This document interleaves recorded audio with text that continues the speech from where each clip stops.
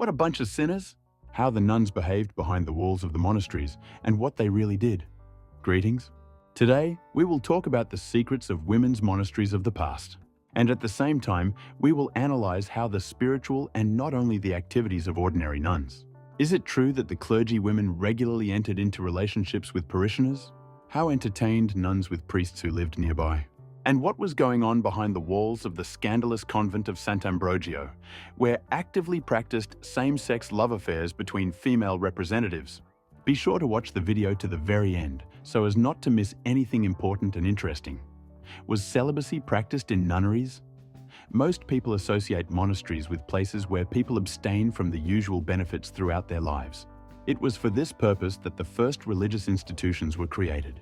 It is known that the first female convents began to appear at the beginning of the Middle Ages, 6th century AD. But do you know the difficulties faced by women who later became nuns? In addition to being accustomed to the well-known practice of abstaining from love and the corresponding physiological needs, celibacy, they were also burdened with work.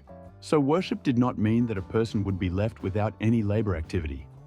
However, even here there were pitfalls.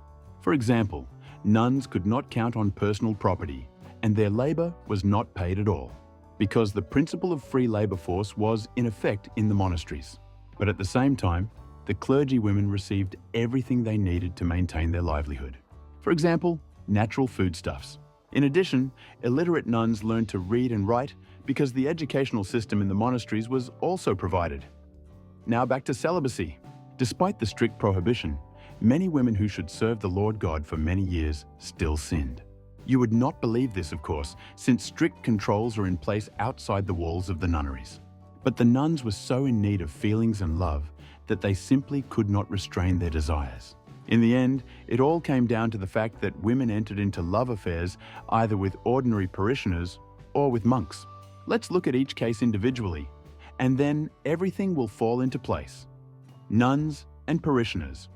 When it comes to the relationship between a woman clergywoman and an ordinary parishioner, one thinks of a nun running away from the convent. And yes, that is indeed what happened. But first, it is necessary to understand what events preceded such a voluntary escape. Due to the fact that the nuns had constant visual contact with the inhabitants of a city or other locality, they quite often paid attention to men. Because among the parishioners, there were indeed male representatives, not only girls and women. It is clear that the abbots and higher officials of religious institutions could not keep track of every nun. It is precisely such opportune moments that female clergy chose to get away and get to know their partner better. And that's where the fun begins. If mutual feelings arose between the couples, the nuns would wait for the next opportune occasion.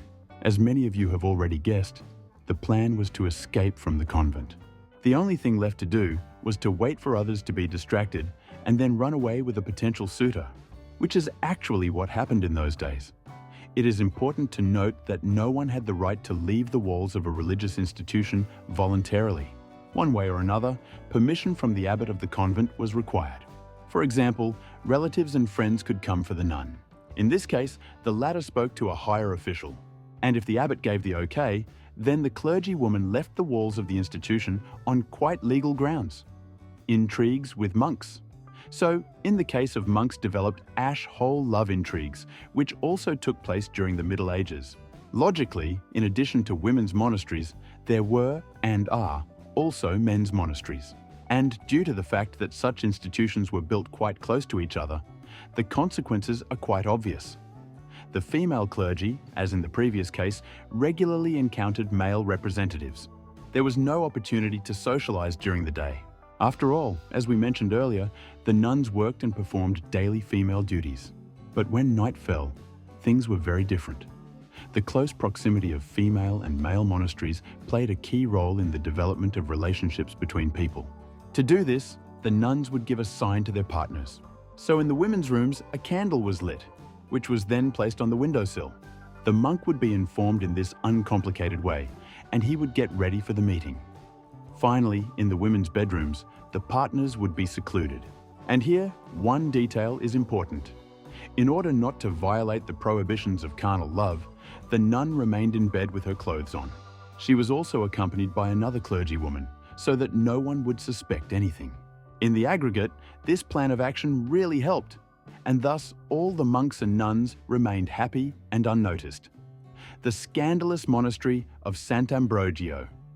Here we are getting close to the most interesting and at the same time the most shocking case in the history of religion. Are you ready to know the secret of the convent of Sant'Ambrogio? Then let's get started. Sant'Ambrogio, the full name of the religious institution is Sant'Ambrogio della Massima, is a Roman convent that peaked in the 19th century. During this period, its abbot was Maria Luisa. A pleasant-looking woman turned out to be a real criminal and a lecher. First, during her years of service, Maria Luisa positioned herself as a false idol. With the onset of late hours of the day, this woman secluded herself with all the nuns and practiced same-sex love by similar actions.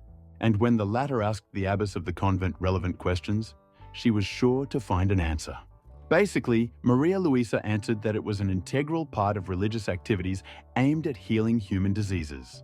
It was later discovered that the woman was also making love to her confessor. Secondly, there was criminal activity at Sant'Ambrogio, and this is, for a moment, corruption and illegal actions against many nuns. The fact is that the clergy constantly tried to tell others about what was going on in the convent. But for such actions, the nuns suddenly began to fall ill out of the blue and leave the life. Naturally, Mary Louise herself had a hand in this, in order to get rid of unwanted witnesses. Fortunately, all this mayhem stopped after the German Princess Katharina von Hohenzollern visited the convent.